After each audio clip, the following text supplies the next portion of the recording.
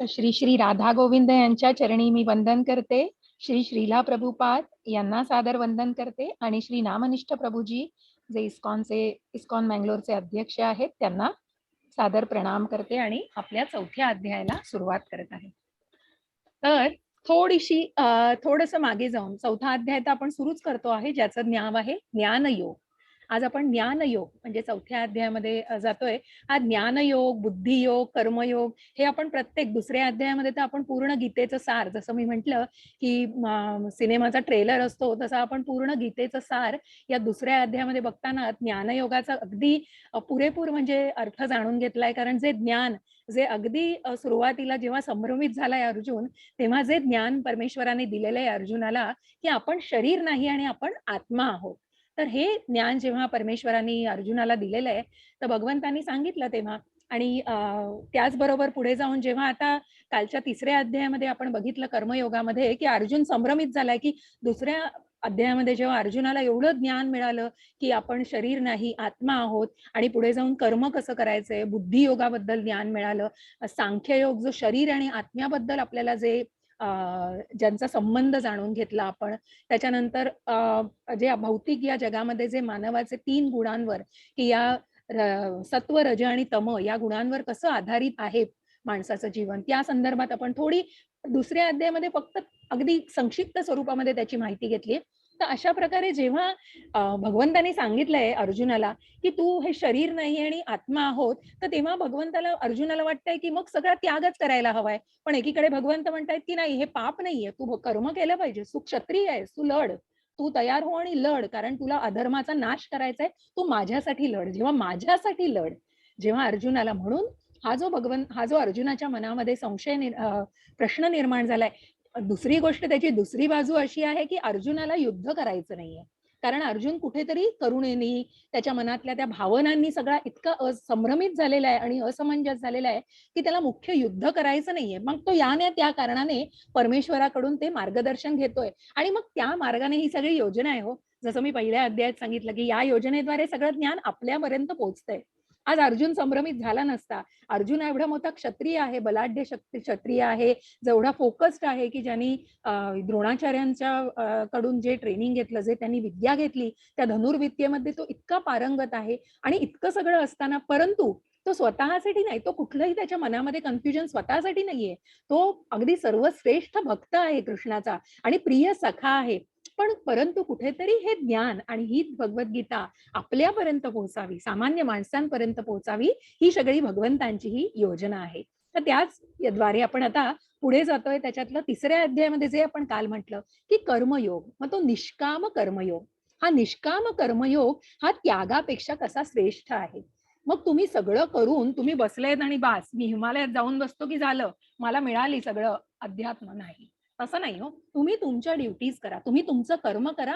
भगवंत आहे, तुम्ही झाड लावा, फळाची अपेक्षा करू नका, फक्त भगवंत आहे. तर अशा प्रकारे जेव्हा तुम्ही हे निष्काम कर्म, जसं मी कर्माचे तुम्हाला प्रकार सांगितले की कर्म, विकर्म, अकर्म आणि निष्काम कर्म.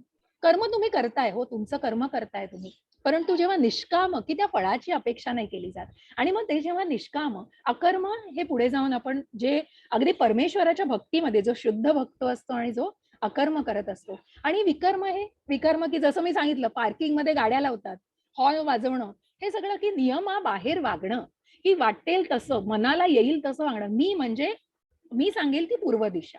आणि अशा प्रकारे जे वागतात ते विकर्माला पोहोचतात. आणि मग ते विकर्म कुठेतरी अधःपतनाला आणि मग सगळ्या त्या माया, मोह, जालामध्ये मनुष्याला पूर्णपणे या भौतिक जगामध्ये फिरवत असतं आणि त्याच चक्रामध्ये मनुष्य अडकलेला असतो. मग आणि म्हणूनच ह्या विकर्मापेक्षा हे अकर्म हे तर श्रेष्ठ आहेच, पण निष्काम कर्मयोग, की तू आधी तुझं कर्म कर आणि कृष्ण भावनेसहित हे कर्म कर.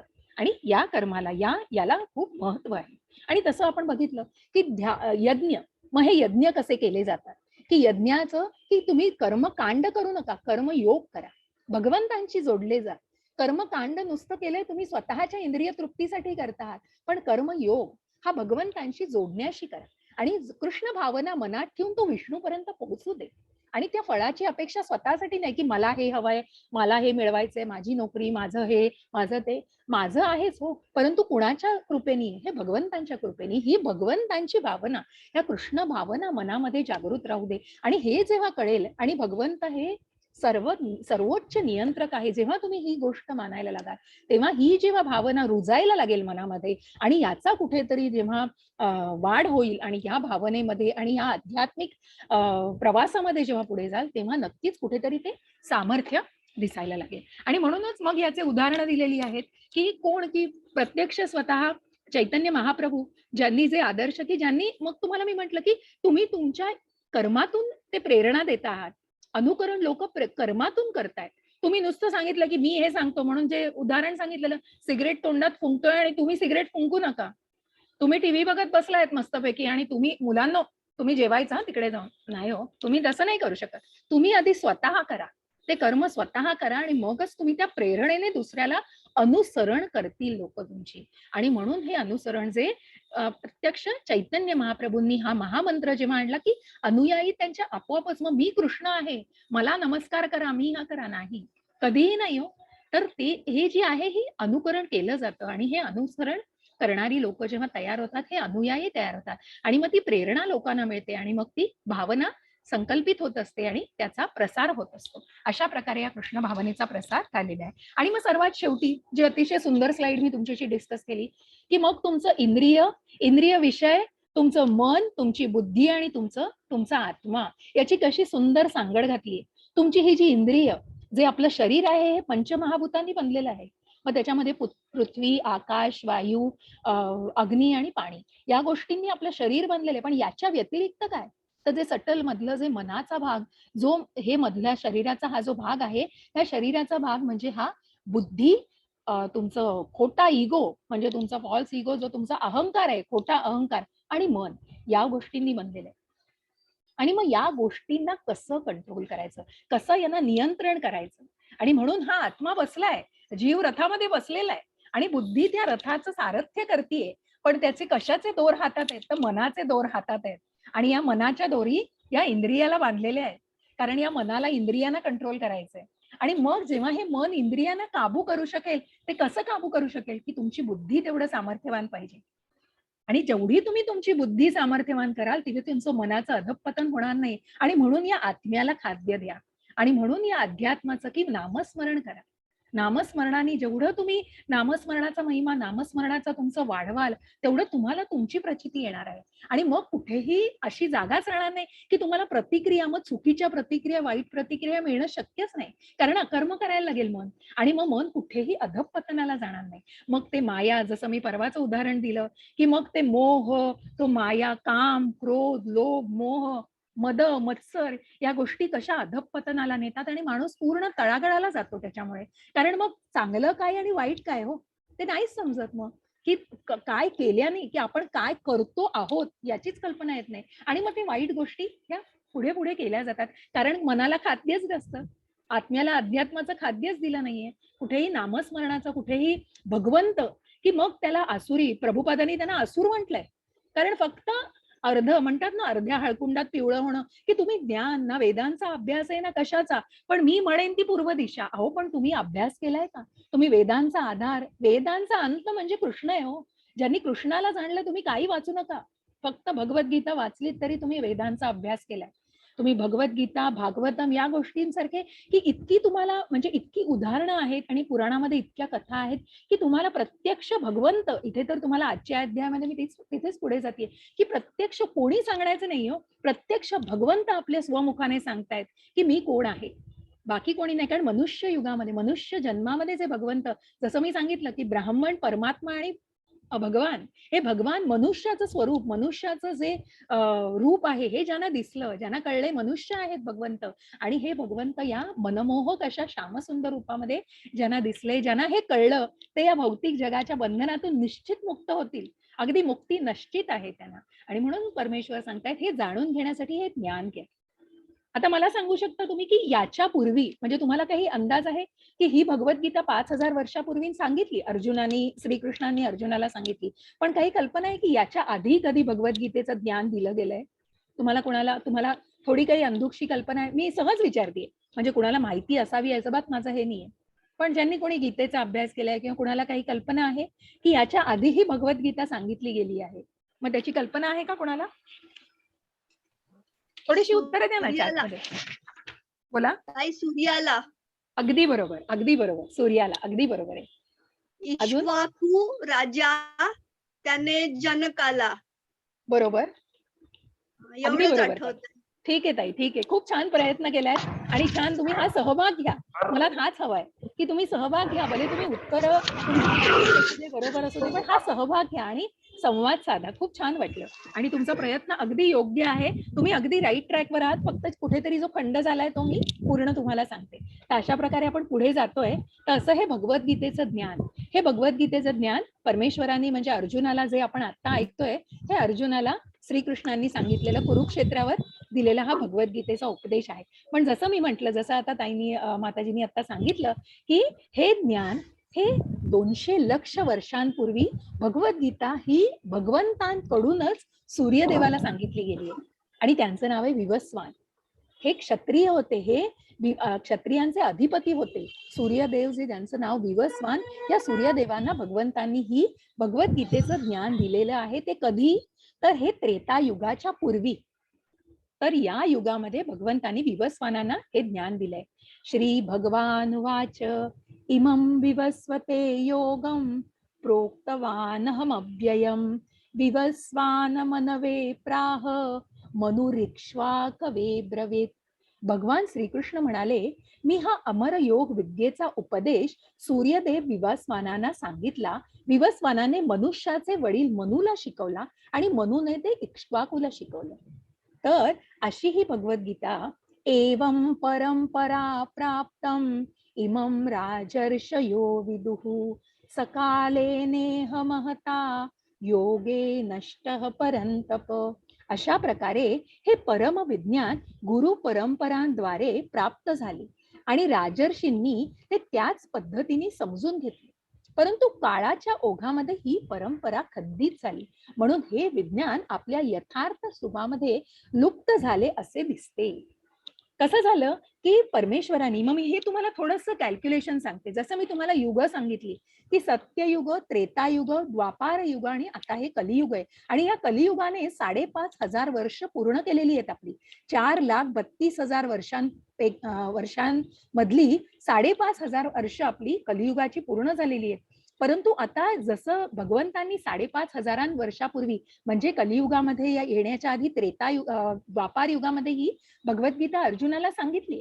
तर त्याच प्रकारे ही भगवद्गीता ही आधीही भगवंतांनीच सांगितली आहे. तर ही सूर्यदेवांना त्रेतायुगाच्या पूर्वी म्हणजे श्री प्रभू रामचंद्र येण्याच्या पूर्वी ही भगवद्गीता भगवंतांनी सांगितली. मग या सत्ययुगामध्ये कशी सांगितली? तर याचं थोडंसं कॅल्क्युलेशन की 4,32,000 वर्षे चालणाऱ्या वर्तमान कलियुगातील नुकतीच 5,000 वर्ष संपली आहेत. यापूर्वी द्वापार युग हे 8 लाख वर्ष होतं. त्यापूर्वी द्वापार युगापूर्वी त्रेतायुग हे 1,02,000 वर्ष एवढं होतं. 1 कोटी म्हणजे पुढे जाऊन याप्रमाणे सुमारे 2,05,000 वर्षांपूर्वी मनुने भगवद्गीता आपला पुत्र आणि शिष्य पृथ्वी लोकाचा अधिपती महाराज इक्ष्वाकुला सांगितली. म्हणजे कसं की मनुनी सांगितली आणि जेवढी ही भगवद्गीता म्हणजे कसं की द्वापार युग प्लस त्रेतायुग या दोघांची आणि जे आत्ताचं कलियुगाची 5,000 वर्ष, इतकी वर्ष जेव्हा तुम्ही ऍड करता तेव्हा ती जवळजवळ 200 लक्ष वर्षांपूर्वी ही भगवद्गीता सूर्यदेवानं भगवंतांनी सांगितली. आणि मग सूर्यदेवांनी ही भगवद्गीता मनुला ह्यांना सांगितली, मनुला सांगितली. आणि मनुनी ही भगवद्गीता इक्ष्वाकू हे कोण होते? तर त्रेतायुगाचे म्हणजे प्रभू रामचंद्रांचे हे वंशज होते. प्रभू रामचंद्र येण्यापूर्वीचे यांचे वंशज जे रघुकुल होतं त्याच्यातले हे वंशज होते. अशा प्रकारे विवस्वानांनी मनुला सांगितली, मनुनी इक्ष्वाकुला सांगितली. पण पुढे जाऊन काल जसा पुढे गेला तसं या काळाच्या ओघामध्ये जसं आपण शिकलो की प्रभुपादांची ही भगवद्गीता जशी वंश परंपरागत आली आहे, मग पुढे जाऊन आपण हे वंश बघणार आहोत आता. तर त्याच प्रकारे काय झालं की ही वंश परंपरा कुठेतरी खंडित झाली. इक्ष्वाकुनी सांगितल्यानंतर ती पुढे गेली नाही. रामाच्या युगानंतर त्रेतायुगामध्ये कुठेतरी ती खंड पडला आणि त्याच्यामुळे हे ज्ञान लुप्त झालं, तिथेच लुप्त झालं. आणि म्हणूनच जेव्हा असं दिसलं भगवंतांनी म्हणूनच भगवंत प्रकट होऊन त्यांनी या द्वापार युगाच्या शेवटी ही भगवद्गीता कलियुगाच्या सुरुवातीला जशी म्हणजे कलियुगाचा प्रारंभ व्हायचा होता त्या 5,000 5,500 वर्षांपूर्वी ही भगवद्गीता अर्जुनाला कुरुक्षेत्रावर सांगितलेली आहे. तर असं हे ज्ञान म्हणजे सांगण्याचा उद्देश हा की ही भगवद्गीतेचं ज्ञान हे आधीही आलेलं आहे आपल्यापर्यंत आणि म्हणूनच भगवंत सांगतायत आज माझ्याद्वारा तोच प्राचीन योग म्हणजे भगवंतांशी असणाऱ्या संबंधांचे विज्ञान तुला सांगत आहे कारण तू माझा भक्त तथा मित्र आहेस आणि म्हणून तू या विज्ञानाचे दिव्य रहस्य जाणू शकतोस.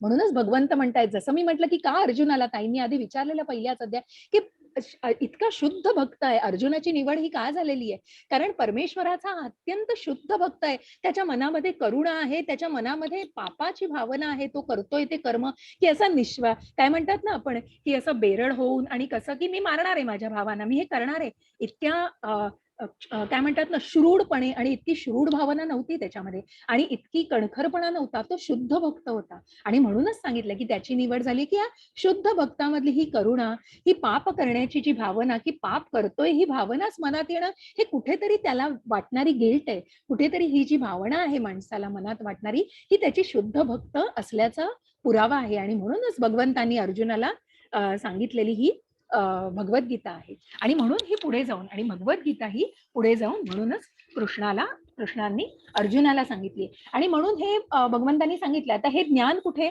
तर ही आपली चार हे जे आहेत तर त्या प्रत्येक याच्यामध्ये प्रत्येक हे परंपरा आहे मग या परंपरा कशा आलेल्या आहेत तर जसं तुम्ही या चित्रामध्ये मी पहिल्यांदा तुम्हाला दाखवलं की कृष्णापासून ब्रह्मापासून नारदापासून आणि मग हा जो शिष्य वर्ग सगळा तयार झालेला आहे हे सगळे शिष्यगण आणि मग सर्वात शेवटी श्रीला प्रभुपाद यांची जी गुरु परंपरा आलेली आहे तर ही भगवद्गीतेचं ज्ञान दिलंय आणि याच्यामधल्या या ज्या परंपरा आहे या परंपरेचं विभाजन हे 4 परंपरांमध्ये केलंय तर हे ब्रह्म परंपरा लक्ष्मी परंपरा शिवाची परंपरा आणि कुमारांची परंपरा तर हे अशा जसं तुम्ही बघाल की ब्रह्म परंपरेमध्ये माधवाचार्य रामानुजाचार्य विष्णू स्वामी निंबाकरचार्य असे हे सगळ्यांचे हे निंबाळकरचार्य म्हणजे प्रत्येकाची ही गौड परंपरा तसं हे वैष्णव हे यांची परंपरा म्हणजे काय आपली परंपरा तर ब्रह्म गौडीय संप्रदाय आहे हे संप्रदाय आहेत हे सगळे हे भगवंतांपासून आलेले म्हणजे ही एक माहिती आहे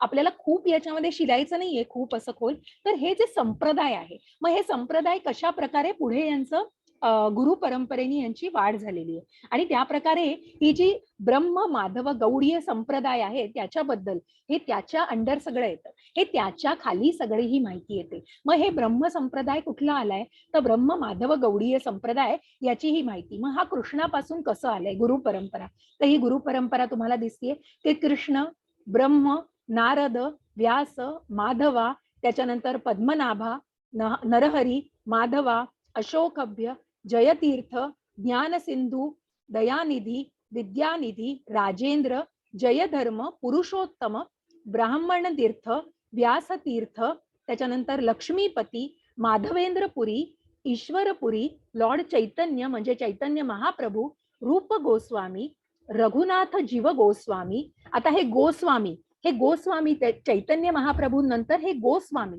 म्हणजे हे गो की तुम्ही हे ज्ञानाचं म्हणजे ह्यांना परिपूर्ण ज्ञानानी आहेत तर हे गोस्वामी हे त्यांना जे आपण म्हणतो ना की एक त्यांना ती जसं आपण साधूंना संतांना म्हटलं जातं तसं हे गोस्वामी म्हटलं गेलंय आणि मग ही परंपरा या गोस्वामींच्या थ्रू पुढे आली आहे तर रघुनाथ जीव गोस्वामी कृष्णदासा नरोत्तमा विश्वनाथा श्रीला जगन्नाथ दास बाबाजी महाराज श्रीला भक्ती विनोद ठाकुर श्रीला गौरी किशोर दास बाबाजी महाराज श्रीला भक्ती धाम सरस्वती ठाकुर जे प्रभुपादांचे गुरु होते आणि एसी भक्ती वेदांत स्वामी प्रभुपाद अशी ही गुरु परंपरा अशा या गुरु परंपऱ्यात स्टार्टिंग फ्रॉम कृष्णा ही गुरु परंपरा भगवंतां म्हणजे प्रभुपादापर्यंत आलेली आहे आणि ही भगवद्गीतेची ही जी संप्रदाय आलेला आहे हा ब्रह्म माधव गौडीय संप्रदाय आहे तर त्याच्याबद्दल आपण ही सगळी हे त्यांचे गुरूंची सगळी चित्र आहेत आणि हे सगळे जसं कृष्णापासून दाखवलं नारद मुनी आणि ब्रह्मापासून इथे ब्रह्म आहेत कृष्ण ब्रह्म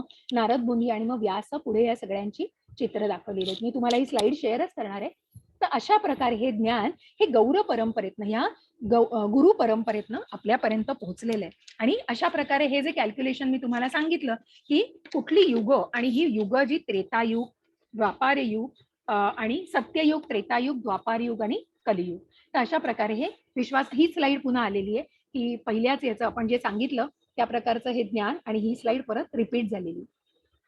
आता पुढे जाऊन प्रश्न येतोय हो, जसं परमेश्वराला सांगितलं, जसं भगवंतांनी सांगितलं की हे ज्ञान दिलं जात आहे अर्जुनाला, भगवंत हे भगवद्गीतेचं ज्ञान देत आहेत. मग अर्जुनाला हा खूप समर्पक प्रश्न पडलाय आणि खूप साधा प्रश्न पडलाय. कसा माहितीये की तुमच्या मनात येतोय काही हा प्रश्न?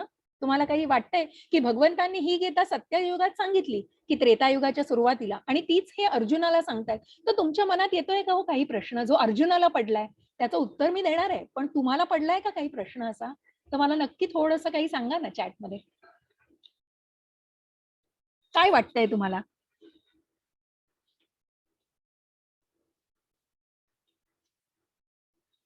थोडीशी उत्तरं द्या मला. चुकलं तरी चालेल हो, मी इथे आहे. तुम्ही थोडासा प्रयत्न करा फक्त. ताई तो त्याचा आधी पण जन्म झालाय का असं त्याला प्रश्न पडतो. अगदी बरोबर ताई, अगदी कृष्ण बरोबर. पण होता का? मग कृष्ण कोण होता? मी कोण होतो? हे बरोबर, प्रश्न अगदी पडतात. अगदी बरोबर, अगदी बरोबर. बरोबर लाईनवर आहात. धन्यवाद माताजी, धन्यवाद. हरे कृष्ण. खूप चांगला प्रयत्न आहे. तर कशा प्रकारे, म्हणून अर्जुनाला प्रश्न पडलाय की भगवंत तुम्ही सूर्यदेवाला, विवस्वानांना, की ते किती म्हातारे असतील हो, ते किती की सत्ययुगामध्ये, म्हणजे मला सांगा ना 200 लक्ष वर्षांपूर्वी विवस्वान असताना तुम्हीच हे ज्ञान दिलं, आणि आता द्वापार युगामध्ये तुम्ही माझ्या एवढेच आहात आणि तुम्ही मला हे ज्ञान देताय. मग कसं काय शक्य आहे? आणि तरीही आपण समकालीन कसं काय असू? हा प्रश्न अर्जुनाला पडलाय हो, की असं कसं शक्य आहे मग? आणि भगवंत पुढे जाऊन याचं उत्तर देतायत. श्री भगवान उवाच बहुनी मे व्यतीतानि जन्मानि तव चार्जुन तान्यहं वेद सर्वाणि न त्वं वेत्थ परंतप. भगवंताचे व्यक्तिमत्व म्हणाले, तुम्ही आणि माझे अनेक जन्म झाले आहेत, मी ते सर्व लक्षात ठेवू शकतो, परंतु हे शत्रूच्या अधीन असलेल्या तू हे करू शकत नाहीस. म्हणून भगवंत सांगतायत की मी हे करू शकतो का?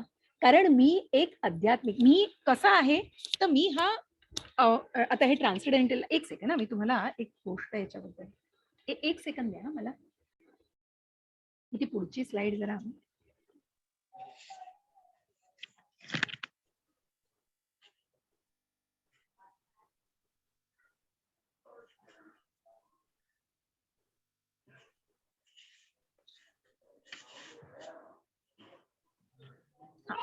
येस.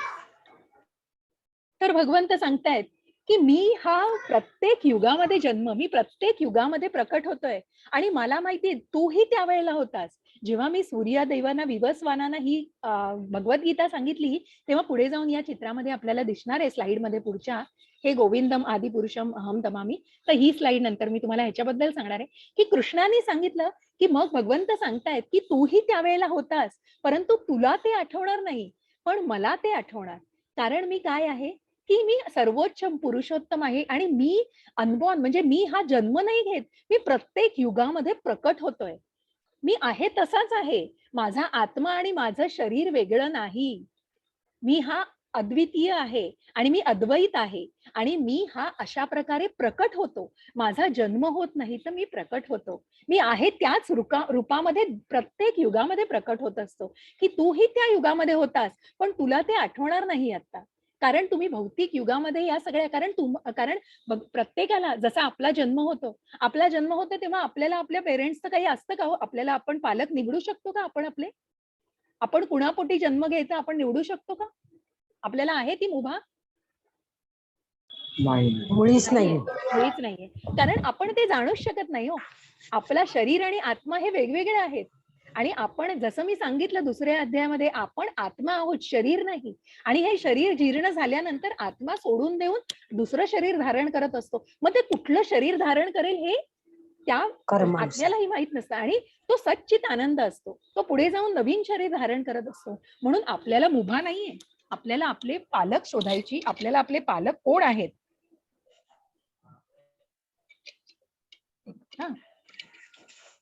ती मुभा आपल्याला नाहीये, पण हीच भगवंतांना आहे. आणि कसं झालं होतं की ह्या चित्रामध्ये तुम्हाला दिसतंय, हा कृष्णाचा श्लोक मी वाचते आधी, की अजोपी संन्यवयात्मा व्ययात्मा भूतानाम ईश्वरोऽपि सन् प्रकृतीं स्वामधिष्ठाय संभवाम्यात्म मायया.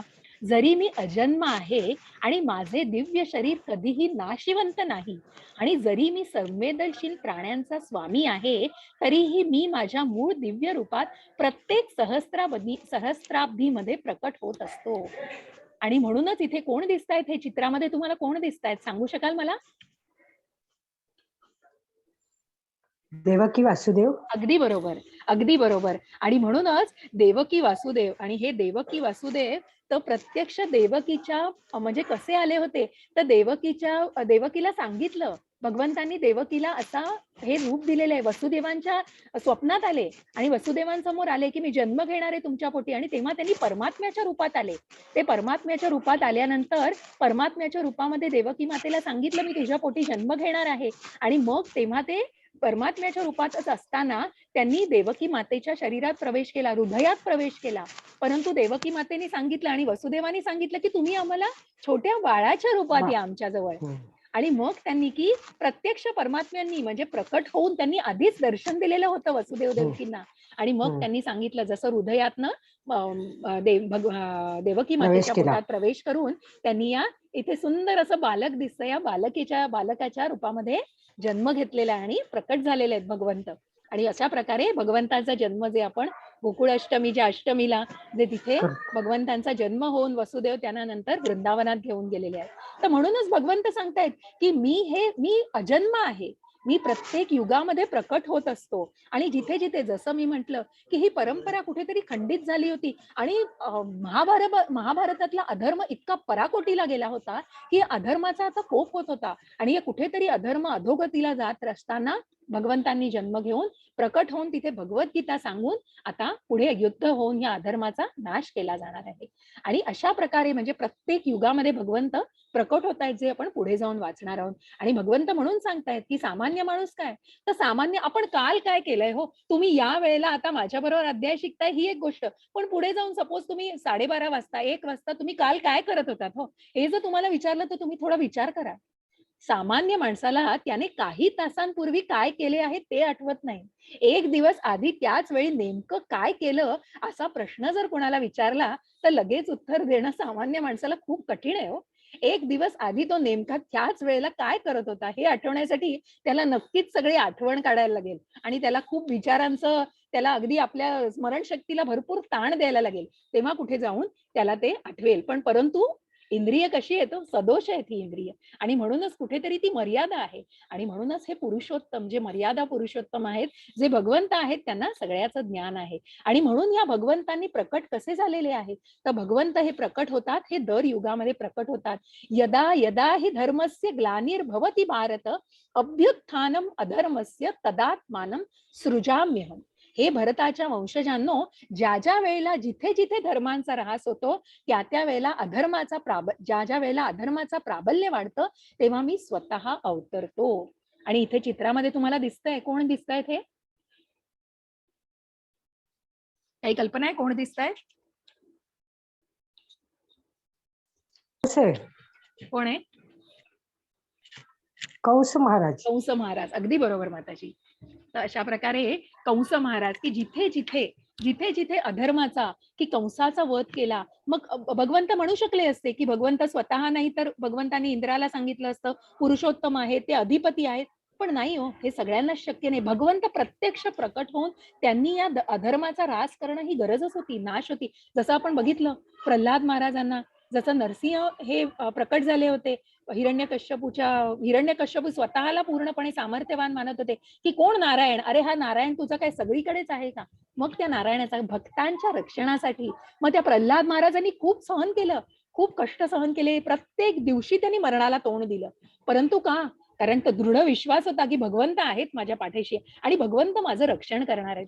आणि म्हणूनच ते भगवंत रक्षण करण्यासाठी, हा दृष्टांचा नाश करण्यासाठी, म्हणजेच कंस महाराजांना मारण्यासाठी आणि कुठेतरी प्रत्येक गोष्टी, जो अधर्माचा नाश, अधर्माचं जे वाढलेलं आहे सगळं महाभारतामध्ये, या सगळ्याचा नाश करण्यासाठी, जसं इथे या चित्रामध्ये आपल्याला कंस महाराजांना मारताना दिसतायत की खेचत आणलं, आणि त्या कृष्णाच्या रूपामध्ये जे भगवंत अगदी काही खूप मोठे नव्हते, पण त्या रूपात जिन्यावरून खेचत आणून त्यांनी कंसाचा वध केलेला आहे. परित्राणाय साधूनाम विनाशाय च दुष्कृताम धर्म संस्थापनार्थाय संभवामी युगे युगे. धार्मिक लोकांचा उद्धार करण्यासाठी, दुष्टांचा नायनाट करण्यासाठी, तसेच धर्माच्या तत्वांची पुनर्स्थापना करण्यासाठी मी सहस्त्राब्दीनंतर स्वतः प्रकट होत असतो. आणि अशा प्रकारे भगवंत हे प्रकट होत असतात, आणि भगवंत हे प्रत्येकाला हे ज्ञान देत असतात. आता मला सांगा की भगवंतांना जाणण्याचा, की मी जसं सांगितलं की भगवंतांना जे जाणत नाहीत, जे पुरुषोत्तम मानत नाहीत, जे सर्वोच्च नियंत्रक मानत नाहीत, ते भगवंतांना काय म्हणतात की नाही, भगवंतांचं हे निर्विकार रूप आहे आणि ही शक्ती आहे. जसं मी म्हटलं, बरं, भगवंतांना सगळं मान्य आहे हो, मग ते तुम्ही कसं कसं भगवंतांना मानताय हे भगवंतांनी स्वीकार केलेला आहे. तो ball is in your court, की तुम्हाला कसं ते घ्यायचंय भगवंतांशी. कसं, पुढच्या काही स्लाइड मध्ये मी तुम्हाला दाखवणार आहे हे, की कसं. मग मग तुम्ही जेव्हा कंसाचं हे चित्र बघता, तर कंसाच्या मनात पण कृष्ण होता. सतत त्यांनी कृष्णाचा द्वेष केला, सतत कृष्ण कृष्ण कृष्ण कृष्ण. पण का? मनात भावना काय होती? द्वेष भावना होती. कृष्ण होता मनामध्ये, पण भावना काय? शत्रूची भावना. त्यांनी पूर्णपणे तंतोतंत तो कृष्णाचा शत्रू झाला, आणि कृष्णानेही त्याला शत्रूच्या रूपातच मारलं. जसं तुम्ही कृष्णाला मनात ठेवाल, जशी भावना कृष्णाच्या बद्दल मनात ठेवाल, तसा कृष्ण तुम्हाला रेसिप्रोकेट, तसंच तुम्हाला प्रतिक्रिया मिळतील. तुम्ही जर शत्रूच्या मनात, कंसाच्या मनामध्ये शत्रू भावना, शिशुपाल, पुढे जाऊन शिशुपालाचं मी दाखवते. शिशुपाल ज्यांनी फक्त जेलसी, फक्त द्वेष केला कृष्णाचा, 100 पाप भरू दिली, कृष्णाने दिलं होतं त्यांनाही त्यांनाही मारलं नाही 100 पाप होईपर्यंत, पण पूर्ण काय, कृष्णाचं नामस्मरण केलं, कृष्णाचं ध्यान केलं, पण फक्त जेलसी. तसं जसं कंसाने केलं, की कृष्ण फक्त जेलस, फक्त मारायचं याला, की कारण का, कारण देवकीचा 8वा पुत्र मला मारणार आहे, इतकी भीती मनामध्ये बसलेली होती, की दिवस रात्र जळी स्थळी त्याला कृष्ण दिसत होता. पण भावना काय, तर दृष्ट भावना. आणि म्हणूनच त्या दृष्ट भावनेने कृष्णाने संहार केलेला आहे, की तुम्ही जसं कृष्णाशी वागाल तसं तुम्हाला कृष्ण भावना मिळतील. जशी तुम्हाला, जसं तुम्ही कृष्णाची, थोडं काळजी घ्या. कोणी प्लीज म्यूट व्हा, तुम्ही प्लीज जरा काळजी घ्या. तर ज्याप्रमाणे तुम्ही तुमच्या मनामध्ये भावना आणताय, त्याप्रमाणे तुम्हाला कृष्ण, की जसं म्हणून जन्म कर्मच मे दिव्यम इमम यो वेत्ति तत्वतः त्यक्त्वा देहम पुनर्जन्म नैति मामेति सोर्जुन. हे अर्जुना, ज्याला माझ्या स्वरूपाचं आणि क्रियांचं दिव्य स्वरूप माहित आहे, तो देह सोडल्यावर पुन्हा या भौतिक जगामध्ये जन्म घेत नाही, तर तो माझ्या शाश्वत निवासाची प्राप्ती करतो. पण हे तुमच्या हातात आहे, ही निवासाची प्राप्ती. आणि या भौतिक जगामध्ये परत जर हे जन्म, मृत्यू, जरा, व्याधी यांच्यामध्ये परत या चक्रामध्ये यायचं नसेल, तर तेवढ्या आध्यात्मिक मार्गावर जा, आणि तेवढी भगवंतांच्या जवळ जाण्यासाठी भगवंतांच्या दिव्य स्वरूपाला जाणून घ्या.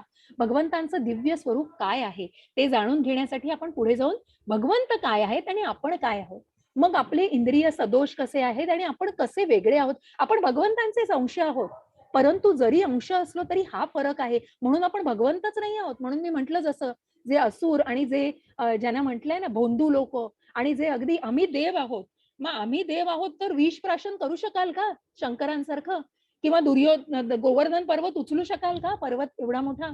नाही हो. मग तुम्ही देव आहात ही कुठल्या धर्तीवर, कुठल्या याच्यावरती म्हटलं जात आहे. आणि म्हणून हा फरक दाखवलाय, की कृष्ण हे त्यांचं नित्य कायम रूप आहे, अजन्म आहेत कृष्ण, परंतु आपलं रूप हे अनित्य आहे. जसं मी सांगितलं, की जीव, प्रकृती, काळ, कर्म आणि ईश्वर याच्यामधलं काय, तर कर्म आपलं हे शाश्वत नाहीये. आपण प्रत्येक वेळी, आपण हे नित्य नाहीये, आपलं हे अनित्य आहे. आणि प्रत्येक वेळी आपलं रूप बदलत असतं, आपल्याला जन्म वेगवेगळे मिळत असतात. जसं मी म्हटलं, 84 लक्ष योनीमधून आपण जन्म घेत असतो, आणि मग मनुष्याच्या जन्माची प्राप्ती होत असते. तसं भगवंतांचं शरीर हे आध्यात्मिक आहे, हे डिव्होशनल, पूर्ण स्पिरिच्युअल याच्यावरती आहे. आणि आपलं शरीर या भौतिक जगामध्ये, या मटेरियल जगामध्ये आहे. त्यांचं शरीर आणि आत्मा ह्यात फरक नाही, कारण भगवंत प्रत्यक्ष सच्चित आनंद आहे. ते परमात्मा आहेत, ते पुरुषोत्तम आहेत, ते अद्वैत आणि अद्वितीय, म्हणजे त्यांचं वेगळं काही नाहीये, ते अद्वैत आहेत, एकच आहेत ते. आणि म्हणूनच भगवंतांच्या शरीर आणि आत्म्यामध्ये काहीही फरक नाहीये. आपला शरीर आणि आत्मा वेगळा आहे. आपलं जीर्ण शरीर आत्मा सोडून देतो आणि दुसरं शरीर धारण करतो. मृत्यू पावल्यानंतर मनुष्य आत्मा दुसरं शरीर धारण करतो.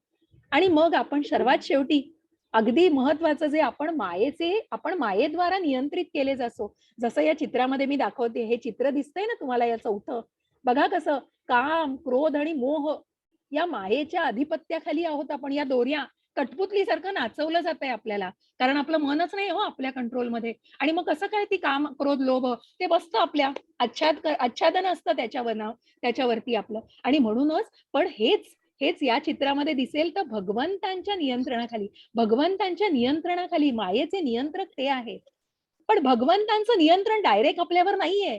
त्यांनी भगवद्गीता दिली आपल्याला, सांगितलंय तुम्ही अध्यात्म्यावर या आणि तुम्ही तुमच्या काम, क्रोध, लोभ, मोहाला तुम्ही कसा आवर घालू शकाल, की तुम्ही नामस्मरण करा. तुम्ही चिरंतन नामस्मरण करून तुम्ही आपल्या आत्म्याचं सामर्थ्य वाढवा आणि मगच तुम्ही या सामर्थ्य वाढवून मगच तुम्ही या मायेला नियंत्रण करू शकाल. तुमच्या पक्षामध्ये टाकलेलं आहे, तुम्हाला दिलेलं आहे, इथपर्यंत आणून दिलेलं आहे. खायचं काम केलं पाहिजे. ते खायचं का टाकायचं किंवा काय करायचं त्याचं हे तुम्ही ठरवायचं. ही महत्वाची गोष्ट आहे. आणि म्हणून भगवंत इथे सांगतायत की कृष्ण आणि आमच्यातला हा फरक आहे. कृष्णाचं रूप हे आध्यात्मिक आहे, आमचं तात्पुरतं, आपण टेम्पररी आहोत. या जगामध्ये क्षणभंगूर आहे सगळं. सुख मिळतंय तुम्हाला, आहे या भौतिक जगामध्ये, पण खूप क्षणभंगूर आहे हो. आता मोबाईल आयफोन आणलाय तुम्ही, आयफोन आणलाय, 4 दिवस वापरताय, 5व्या दिवशी क्रॅश, सिस्टम क्रॅश. काय हो झालं? काय जे लाख 1.5 लाख रुपये असतील ते गेले पाण्यात. कुठे गेलं सुख? ते क्षणभंगूर आहे हो. ते आहे सुख, नाही असं नाही. त्या तुम्ही भौतिक जगामध्ये सुखामध्ये राहताय, पण ते खूप क्षणभंगूर आहे.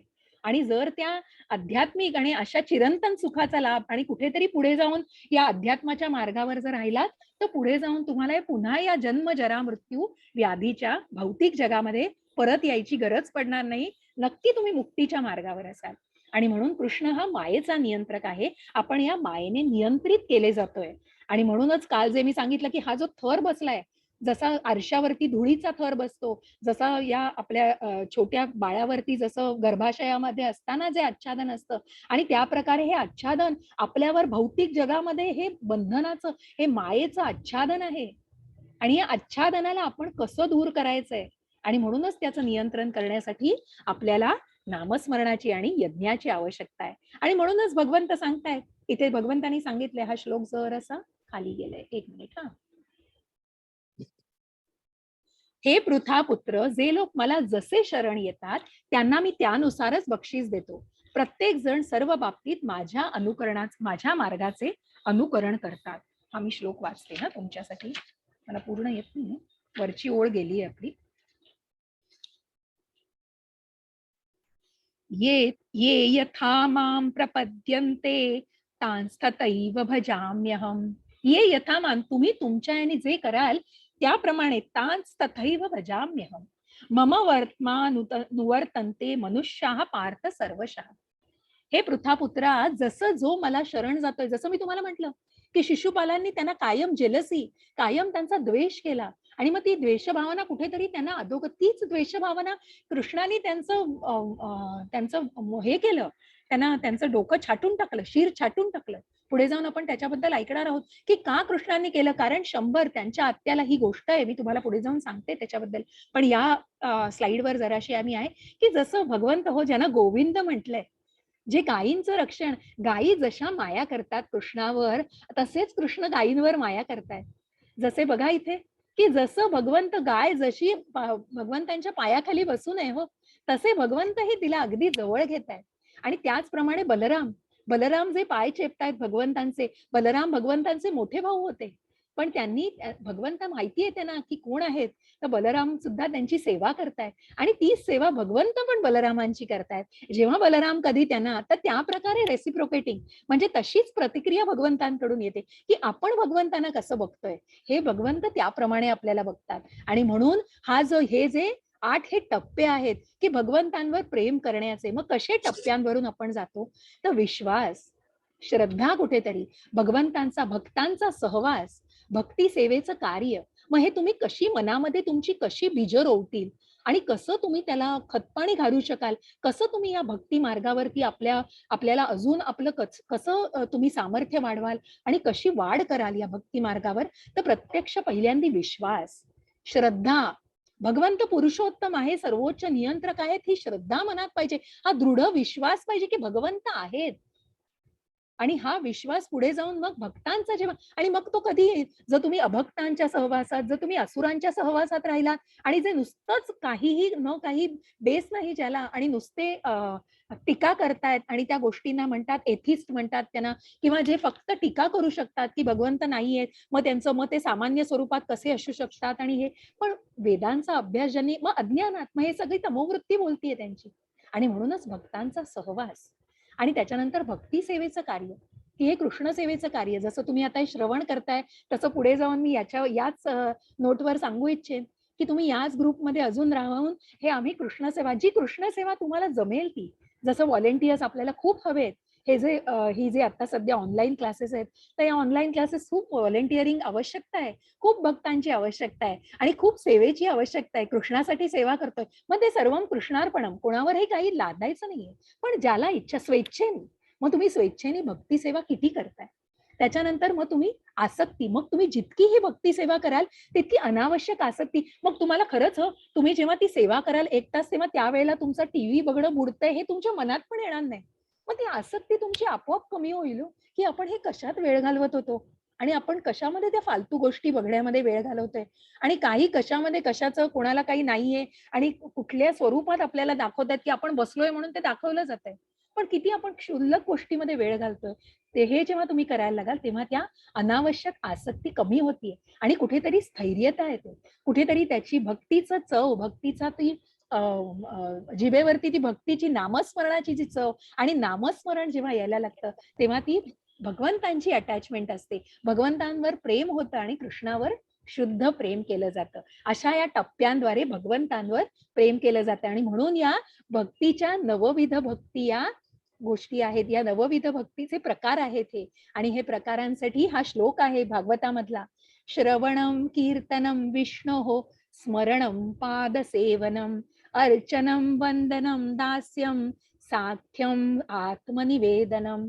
श्रवणम करा, श्रवणम, कीर्तनम, स्मरणम, पादसेवनम, अर्चनम, फुलं वाहत आहे परमेश्वराला, वंदनम, दास्यम, साख्यम आणि आत्मनिवेदनम. पूर्णपणे शरण गेलेला आहे अर्जुन भगवंताला, की आता मला काही कळत नाही, पूर्ण भक्त शरण गेलेला आहे देवाला, की मला तू आता चांगलं काय वाईट काय मला तू मार्गदर्शन कर. आणि म्हणूनच या भक्तीच्या नवविध भक्तीचे हे प्रकार आहेत, आणि आता तुम्ही करता ही भक्तीच आहे हो. प्रत्येक भक्ती, मग जी जमेल ती तुम्ही भक्ती करा. भक्त शुद्ध भक्त होण्याचे हे लक्षण आहे, आणि या मार्गावरून जेव्हा जाल तेव्हा या भक्तीच्या विविध मार्गाचे, जसे हे या चित्रामध्ये तुम्हाला दिसतंय की भक्तीचे विविध मार्ग कसे दाखवलेले आहेत, अशा प्रकारे भक्तीचे विविध मार्ग आहेत. मग आता पुढे जाऊन की तरीही आता हे नवविध भक्तीचे प्रकार, कुणाला काही विचारायचंय का? हरे कृष्ण, कुणाला काही विचारायचंय प्लीज तर विचारू शकता, पण मी नंतर तुम्हाला देणारच आहे. मला 1 सेकंद द्या, हा जरा 1 मिनिट द्या. ढोकळा ढोकळा काय आणायचं टिकटॉक मधून? प्लीज जरा हॅलो, जरा म्यूट करा स्वतःला आणि मग बोला.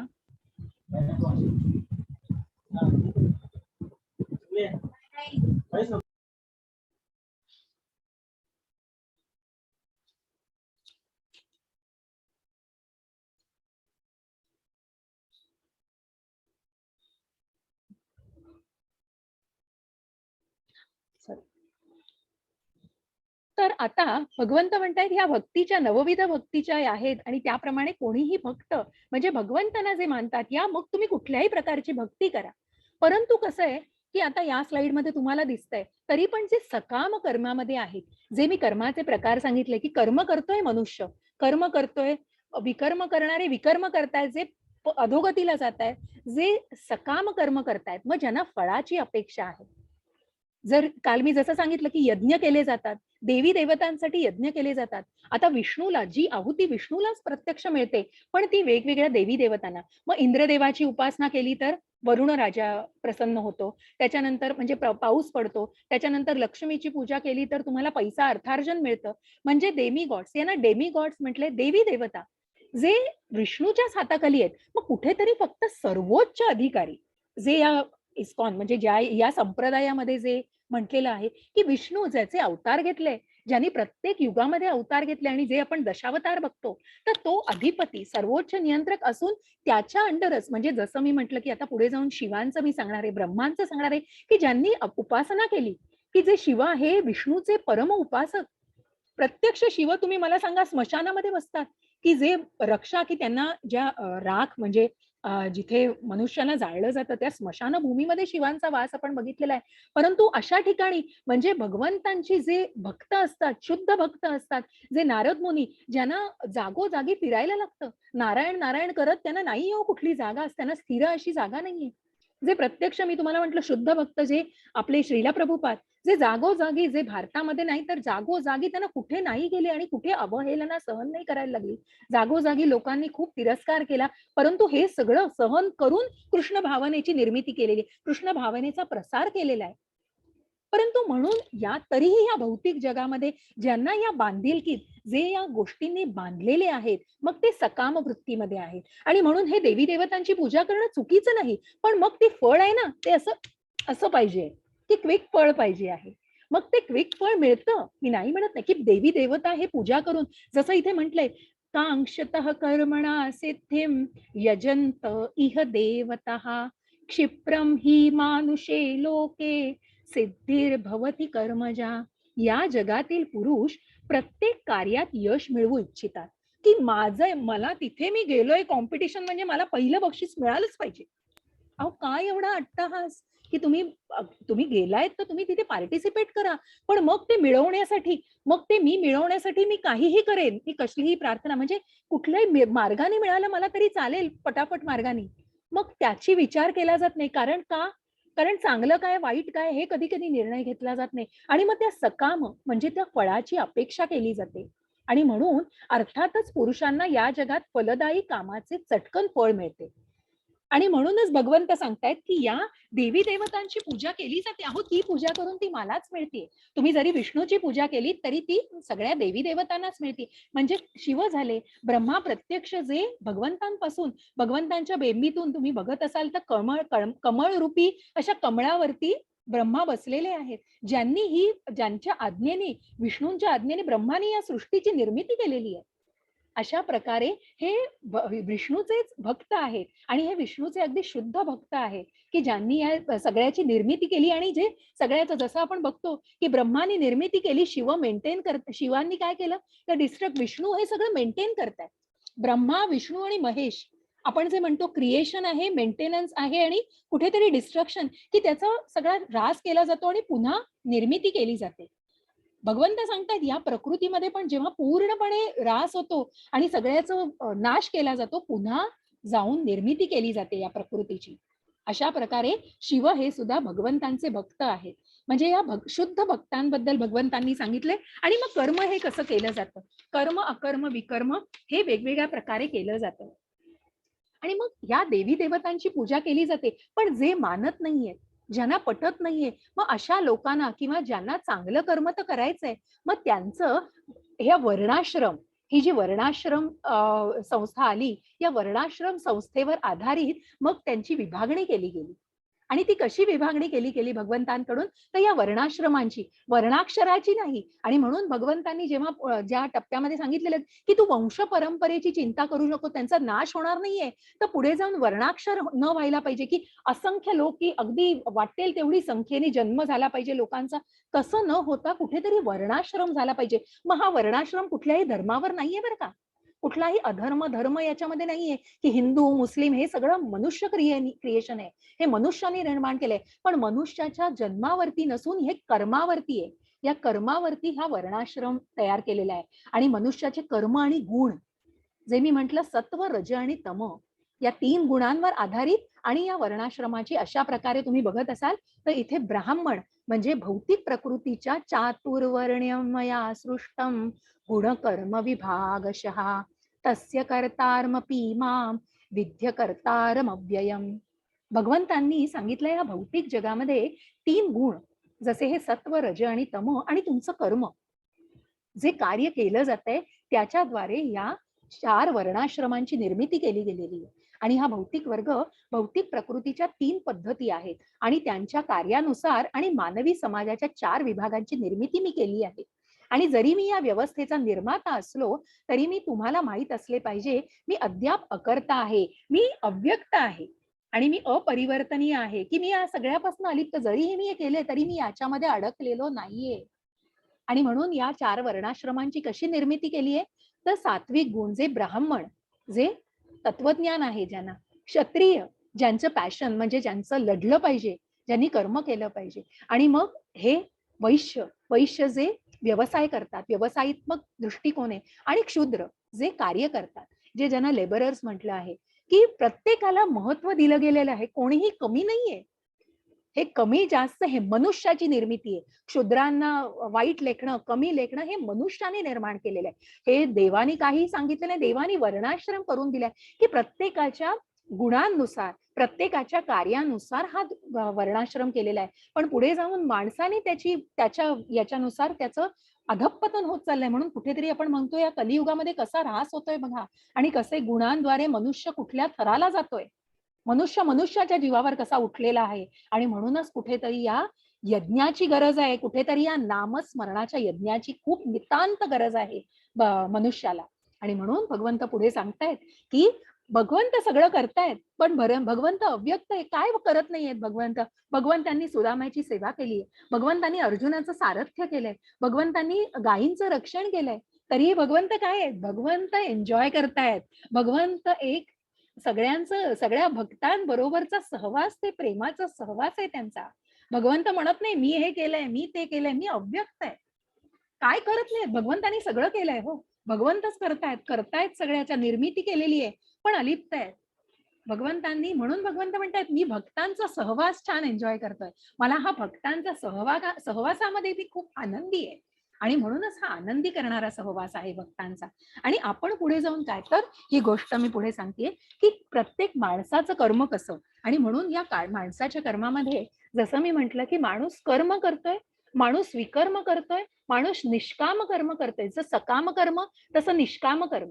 सकाम कर्म म्हणजे हे कर्म तुमचं की ज्याच्यात फळाची अपेक्षा आहे, निष्काम कर्म ज्याच्यामध्ये फळाची अपेक्षा नाहीये. आणि मग हे जे सकाम कर्म करणारे लोक आहेत त्या सकाम कर्म करणाऱ्या लोकांचा विश्वास नाहीये कशावर.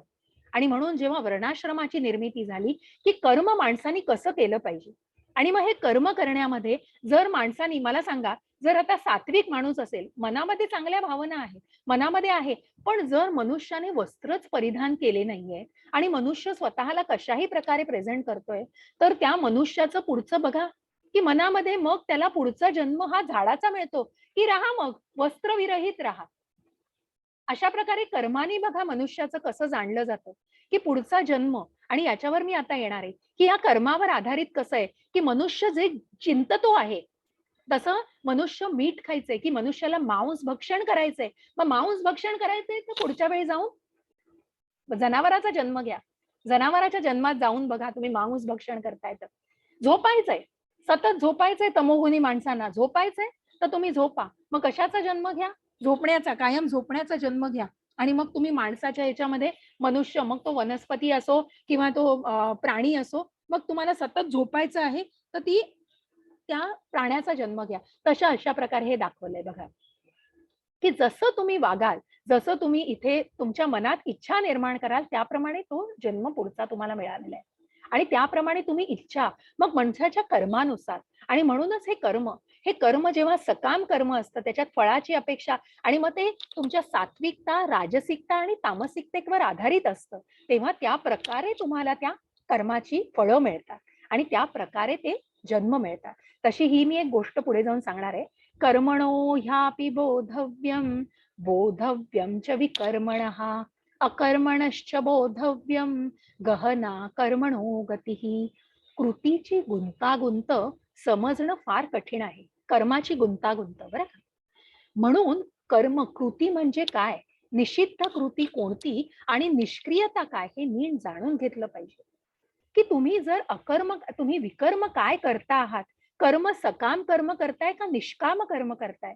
मग तुमची जी भावना आहे, कर्म करण्याची भावना ही अत्यंत महत्वाची आहे आणि ही तुम्ही जाणली पाहिजे. तुम्हाला दिलंय ते ज्ञान, भगवंत सांगतायत, तुम्हाला त्या अध्यात्माचं ज्ञान दिलंय, तुम्हाला वेदांचा अभ्यास करायला दिलाय, तुम्ही जाणून घ्या तुम्ही काय करता आहात, काय कर्म करता आहात, हे जाणणं अत्यंत गरजेचं आहे. म्हणून मी आता या रती यांची गोष्ट तुम्हाला सांगणार आहे की कसं माणसाचे, की हे रंतीदेव आणि हे रांतीदेव हे राजा एक, बरं का, यांचं कुटुंब, हे राजा यांचं कुटुंब आणि या इतके शुद्ध भक्त, म्हणजे मनामध्ये इतकं शुद्ध भावना होती की जरी स्वतःला काही त्रास झाला तरी आपल्याकडे आलेल्या अतिथींना आपण त्यांचं व्यवस्थितपणे स्वागत, त्यांचं व्यवस्थितपणे आदरातिथ्य केलं पाहिजे. हा कायम एक अतिथी धर्म त्याच्यामध्ये त्या राजामध्ये होता आणि म्हणून इतका अतिथी धर्माचं तो पालन काटेकोरपणे करत होता की त्याचं राजा आणि त्याचं कुटुंब अक्षरशः भिकेला लागलं की त्यांना काहीही नव्हतं, अन्न, त्यांच्याकडे पाणी नव्हतं. परंतु मनातली भावना गेलेली नव्हती. मनामध्ये तीच भावना की जरी माझ्याकडे इतक्या या सगळ्या कठोर याच्यामध्ये त्यांना जवळजवळ एक 50 दिवसांनी, 48-50 दिवसांनी काही अन्न पाणी त्यांना मिळालं, बरं का. तर ते अन्न पाणी मिळाल्यावर सुद्धा त्या क्षणी त्यांच्याकडे ब्राह्मण येतोय आणि त्या क्षणी ते तोंडात घास घालणार तेव्हा तो ब्राह्मण त्यांच्याकडे याचना करतो. त्यांचं आदरातिथ्याची भावना मनात असतेच आणि ते लगेच त्या ब्राह्मणाला ते अन्न देतात, की जे काही होतं ते त्यांना देतात. थोड्या वेळाने एक त्यांच्याकडे कुत्रा येतो, तो कुत्रा आणि त्याचा ओनर असतो, तो कुत्रा आणि त्याचा मालक असतो, ते अगदी भुकेने व्याकुळ असतात, त्यांना ते अन्न देऊन टाकतात.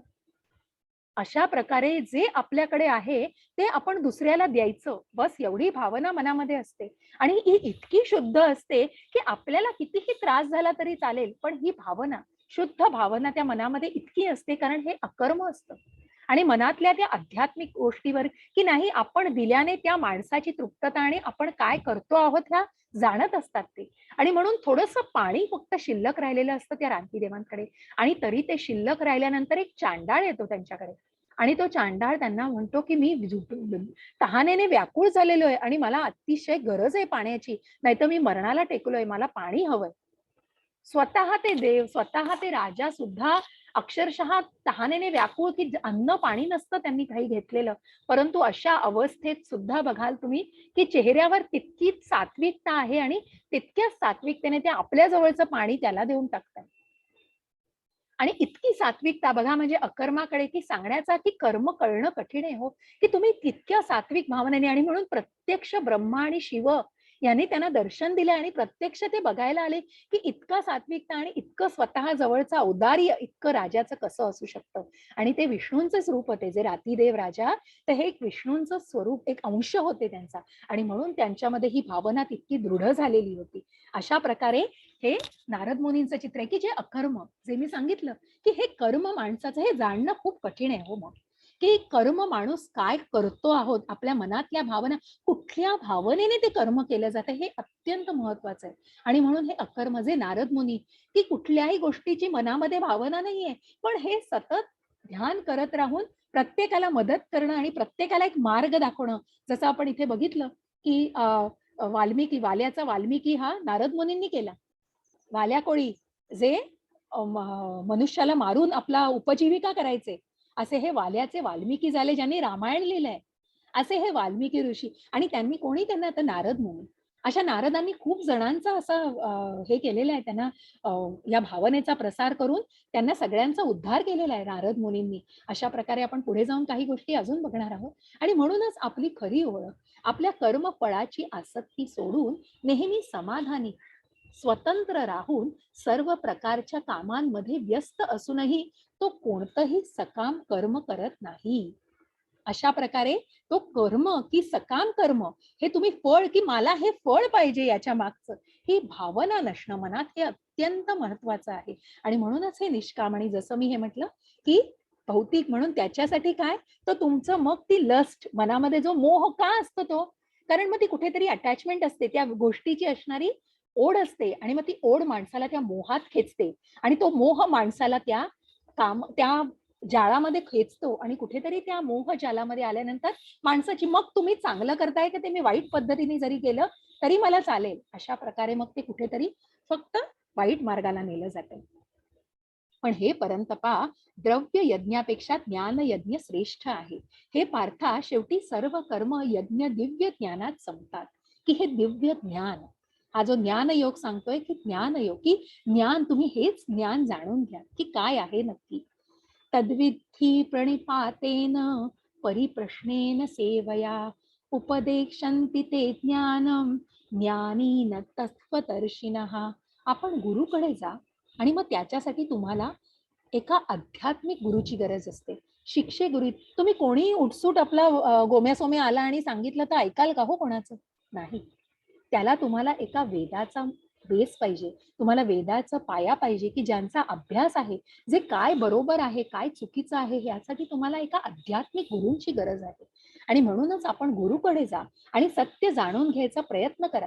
ही भगवद्गीता आम्ही सुद्धा शिकतोय, म्हणजे आम्ही आमच्या सिनियर डिवोसीज कडून, आणि अजून आपण जास्तीत जास्त ते जाणण्याचा जितका चांगल्या, जितक्या आध्यात्मिक, ज्या उच्च स्तराला पोहोचले त्यांच्याकडून, त्यांचं जेव्हा आपण प्रवचन ऐकतो, त्यांची जेव्हा आपण माहिती ऐकतो भगवद्गीतेबद्दल, तेव्हा तुम्हाला खरंच सांगते की त्यांचं ज्ञान एका वेगळ्या पद्धतीने आपल्यापर्यंत पोहोचतं आणि ते जे दिव्य ज्ञान आहे ते ज्ञान या गुरूंकडून मिळतं. आणि म्हणून त्यांच्याशी नम्र व्हा, जिज्ञासा ठेवा, त्यांची सेवा करा.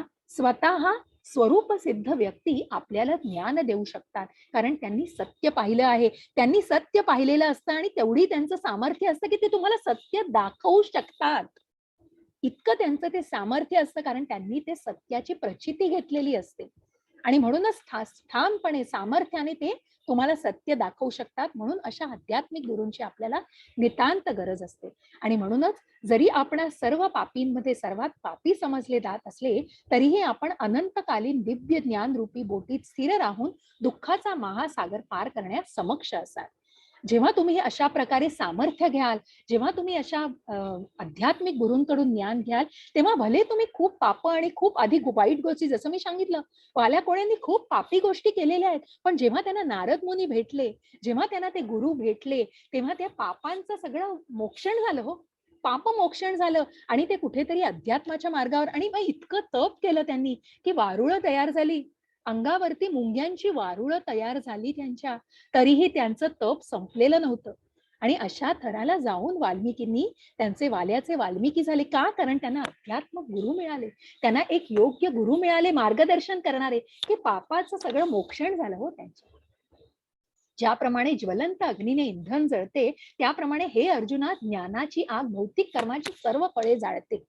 की या भौतिक कर्माने जी काही फळं, जे काही तुम्हाला मनात पाप आणि जी फळांची अपेक्षा, काम, क्रोध, हे सगळे या ज्ञानाच्या यज्ञामध्ये जळून खाक होतात. पण तो यज्ञ करण्याची तयारी पाहिजे, ते यज्ञ करण्याचं इच्छा पाहिजे मनामध्ये, ती श्रद्धा पाहिजे, तो भाव पाहिजे. मग तो जो नामस्मरण रूपी यज्ञ आहे तो करण्याची मनामध्ये ओढ पाहिजे, हे महत्वाचं आहे. आणि म्हणूनच जो भक्त दिव्य ज्ञानामध्ये समर्पित आहे आणि ज्याने इंद्रियांना वश केलं आहे, ते हे ज्ञान घेण्यास पात्र आहे. ते प्राप्त झाल्यावर त्याला त्वरित आध्यात्मिक शांती प्राप्त होते. ज्या व्यक्तीने आपल्या कर्मफळाचा परित्याग करत भक्ती करतो, जो व्यक्ती ज्याचे संशय दिव्य ज्ञानद्वारा नष्ट झालेले आहेत, तोच खरा आत्मपरायण आहे, त्याला आत्मसाक्षात्कार झालेला आहे. हे धनंजया, तो कर्माच्या बंधनात बांधला जात नाही. हे कोण दिसतायत तुम्हाला? हे शिल्या प्रभुपाद, जे त्या स्तराला पोहोचलेले होते, त्या उच्च स्तराला पोहोचलेले होते. कृष्ण भावनामृतात पूर्णपणे सामावून घेतलेल्या व्यक्तीने आपल्या आध्यात्मिक कर्मांच्या योगदानामुळे भगवत धाम प्राप्त केले पाहिजे. कारण हवन आध्यात्मिक आहे आणि हवी पण आध्यात्मिकच आहे. म्हणजे या यज्ञाचं, या नामस्मरण रूपी यज्ञाची हवन पण आध्यात्मिक आहे. जे हवन दिसतंय ते पण आध्यात्मिक आहे आणि जी हवी आपण आपल्या मुखोद्गारातून जे नामस्मरण करू, ती हवी पण आध्यात्मिकच आहे. आणि म्हणूनच हे श्रीला प्रभुपादांचा इथे फोटो दिसतोय की जे पूर्णपणे अध्यात्मामध्ये त्यांनी ज्ञान देण्यासाठी, जे योगदान देण्यासाठी प्रत्येकाला त्यांचं काय ध्येय, की प्रत्येक माणसाच्या मनामध्ये कृष्ण भावना जागृत करायची. प्रत्येक माणसाच्या मनामध्ये कृष्ण भावनेचा प्रसार करायचा आणि हा प्रसार इतका करायचा की मनामध्ये ती जागृत झाली पाहिजे, ती भक्त बनला पाहिजे आणि तुम्ही ती मनामध्ये, मग त्याच्यासाठी तुम्ही रोज देवळामध्ये जाऊन अगदी 4-4, 5-5 तास भजन करा. अर्थ कोणी नाही सांगितलं हो तुम्हाला. परमेश्वर सांगतोय तुम्ही असं काही करू नका, तुम्ही तुमचं कर्म करा, तुम्ही तुमची सगळी कर्म करा, तुम्ही तुमच्या कमिटमेंट सगळ्या तुमच्या जे काही तुमच्या ड्युटीज आहेत त्या सगळ्या पूर्ण करा आणि तुम्ही भगवंतांचं नामस्मरण जेव्हा जेव्हा मिळेल, ज्या स्वरूपात मिळेल तुम्ही करा. तुम्हाला निश्चित या भौतिक बंधनातून मुक्ती मिळणार आहे. आणि म्हणूनच पुढे जाऊन आपण बघतोय. याच्यावर एक गोष्ट मी तुम्हाला उद्या सांगेन, आता मला वाटतं उशीर झालाय. आपण एक ब्राह्मणाची गोष्ट, की या कर्मावरून एक छोटीशी, मी 1-2 मिनिटं आहेत, मी तुम्हाला सांगेन की कर्म माणसाला कुठे नेतं. तर असे एक ब्राह्मण होता. तर ही पुराणामधली गोष्ट आहे, भागवतामध्ये सांगितलेली आहे, की हा ब्राह्मण अंघोळ करत होता बरं का. तो अंघोळ करता करता बाजूनी एक कसाई, जो गायींना मारणारा असतो, तो कसाई जात असतो आणि तो अंघोळ करता करता तो ब्राह्मण ना एका गायीला तिकडे जाताना बघतो बरं का. आणि थोड्या वेळाने तो कसाई तिथे ब्राह्मणाला विचारायला येतो, की तू माझ्या गायीला बघितलंस का? आता बघा कशी द्विधा मनस्थिती त्या ब्राह्मणाची, की ब्राह्मण आहे, खोटं तर बोलू शकत नाही आणि गायीला मारणारा कसाई आहे, त्याला गायीला मारण्यासाठी पण प्रवृत्त तो बरोबर नाहीये ते. पण शेवटी तो खोटं नाही बोलायचं म्हणून तो काय करतो, फक्त त्या गायीच्या चिन्हांकडे बोट दाखवतो. पण त्यावरून त्या कसाईला मिळतं आणि तो ती गाय त्याची घेऊन जातो. तर अशा प्रकारे हा ब्राह्मण पुढे जाऊन त्याचं आयुष्य चिंतत असतो आणि त्याचं आयुष्य जगत असतो.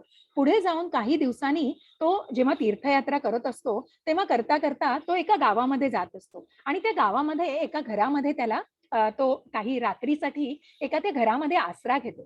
तर त्या आसरा घेतलेलं पण ते ब्राह्मणाचं घर असतं आणि त्या घरामध्ये तो राहतो. तर त्या घरामध्ये राहत असल्यावर रात्री सगळं खाणं वगैरे होतं त्याचं आणि मग तिथेच तो आसरा झोप करून तो दुसऱ्या दिवशी आपल्या पुढे प्रवासाला जाणार असतो. पण परंतु त्या दिवशी रात्री एक गोष्ट घडते, की त्या ब्राह्मणाची त्याची पत्नी, त्या माणसाची पत्नी या ब्राह्मणाकडे येते आणि ती त्या ब्राह्मणाला म्हणते, की असं-असं माझा नवरा सुख देऊ शकत नाहीये, तर मला तुम्ही सुख द्या आणि मला तुमच्या बरोबर राहायचंय. तो ब्राह्मण असतो. तो म्हणतो, "हे तू चुकीचं करतीयेस आणि हे अतिशय चुकीची गोष्ट आहे आणि ही भावना मनात आणणं हे पण चुकीचं आहे. तू एक विवाहित स्त्री आहेस आणि तुझ्या मनात हे भावना येणं हे अत्यंत पापी गोष्टी आहे आणि तू असं करू शकत नाहीस." आणि असं करू न शकण्या म्हटल्यानंतर त्या बाईला चीड येते. प्रचंड चीड आल्यानंतर ती काय करते, ती एक सुरा घेते आणि जाऊन आतमध्ये आपल्या पतीचा वध करते. त्या रागाच्या भरामध्ये ती आपल्या पतीला ठार मारते आणि ठार मारल्यानंतर काय, तर हा ब्राह्मण पण धावत जातो आणि धावत गेल्यानंतर सगळे आवाज होतात आणि तो आवाज घेऊन तिथे त्याला जीव वाचवण्यासाठी तो सुरा बाजूला काढायचा प्रयत्न करतो आणि म्हणून हातात घेतो तो आणि त्याच्यानंतर लोक गोळा होतात हो. आणि तो लोक गोळ्या झाल्यानंतर काय होतं, ही बाई कांगावा करायला लागते. ही स्त्री जी असते ही कांगावा करायला लागते, ओरडायला लागते, की बघा हो, या माणसाने माझा फायदा घेण्याचा प्रयत्न केला आणि माझ्या नवऱ्याला ठार मारलं त्याने. बघा, हे काय असतं माहितीये का? ही ती गेल्या जन्मीची गाय असते. ती बाई ही गेल्या जन्मीची गाय असते आणि त्या पुरुषाच्या रूपात तो कसाई असतो, तो ठार मारला गेलेला आणि त्याच्या उजव्या हातातच तो सुरा असतो ब्राह्मणाच्या आणि त्याचा उजवा हातच मारला जातो. त्याचा उजवा हातच कापला जातो. सगळे गावकरी मिळून त्या ब्राह्मणाला शिक्षा देतात आणि त्याचा उजवा हात कापून टाकतात. बघा कर्म. कठीण आहे हो कर्म करणं खूप.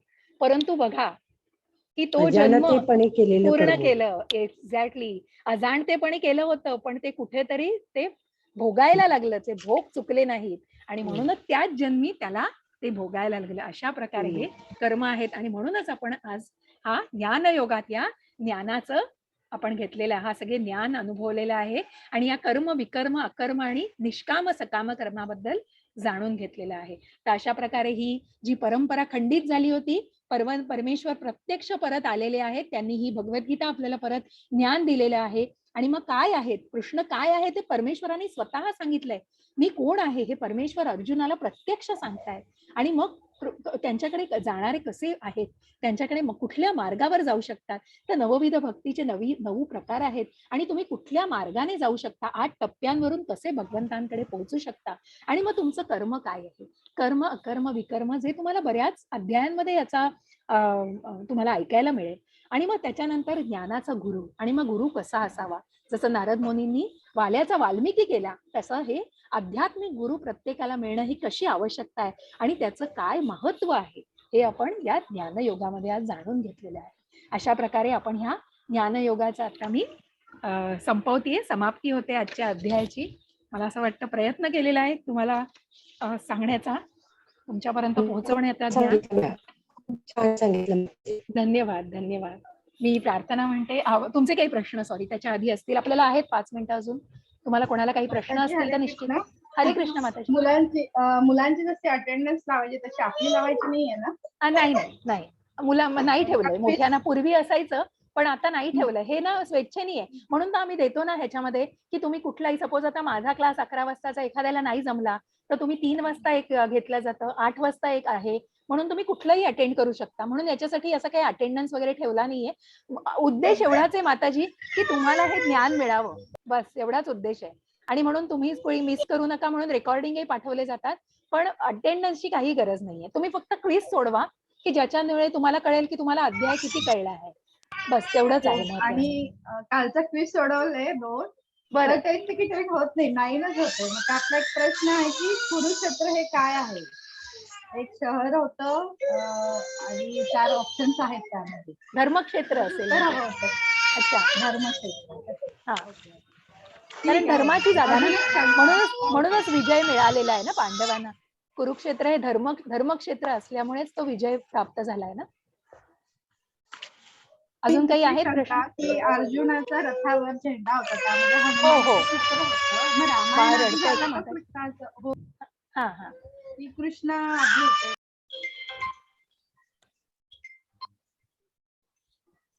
बोला माताजी.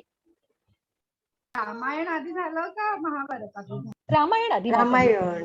कारण त्रेतायुग ना, म्हणून तर प्रभू रामचंद्रांचं त्रेतायुग आणि मग द्वापार युग आलंय. पहिले सत्ययुग, मग त्रेतायुग. म्हणून पण आता विवस्वानांचं की इक्ष्वाकू हे रघु कुळातले, म्हणजे रघुकुळातले वंशज ज्यांनी जनकापर्यंत पण पोहोचवलं, परंतु ती परंपरा तिथे खंडित झाली होती, म्हणून रामापर्यंत नाही ती येऊ शकली. आणि म्हणून त्रेतायुग आधी, मग महाभारत, मग द्वापार युग, ज्याच्यामध्ये भगवद्गीता सांगितली गेली.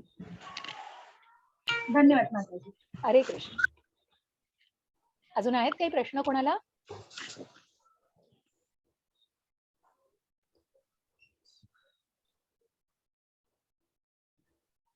नक्की विचारा, मला आवडेल. म्हणजे काही शंका असतील किंवा काही तुमच्या मनामधले प्रश्न असतील तर नक्की विचारा, काही हरकत नाही.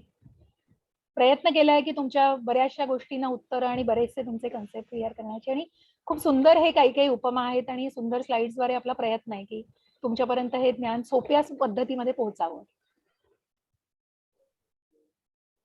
काही नसेल तर मग मी प्रार्थना करते. वांछा कल्पतरुभ्यश्च कृपा सिंधुभ्य एव च पतितानां पावनेभ्यो वैष्णवेभ्यो नमो नमः. एकदा सगळ्यांनी मंत्र म्हणूया आपण. हरे कृष्णा कृष्णा कृष्णा हरे हरे, हरे रामा राम राम हरे हरे. हरे कृष्ण सगळ्यांना. मीटिंग एंड करू? येस. ओके. हरे कृष्ण. हरे कृष्ण. हरे कृष्ण. कार्तिकी माताजी हरे कृष्ण. आज मी तुम्हाला मला वाटतं ते उशिरा येणार होतं. ठीक आहे. ओके. त्यांनी लिव्ह केलेलं. हरे कृष्ण. हरे कृष्ण. हरे कृष्ण माताजी.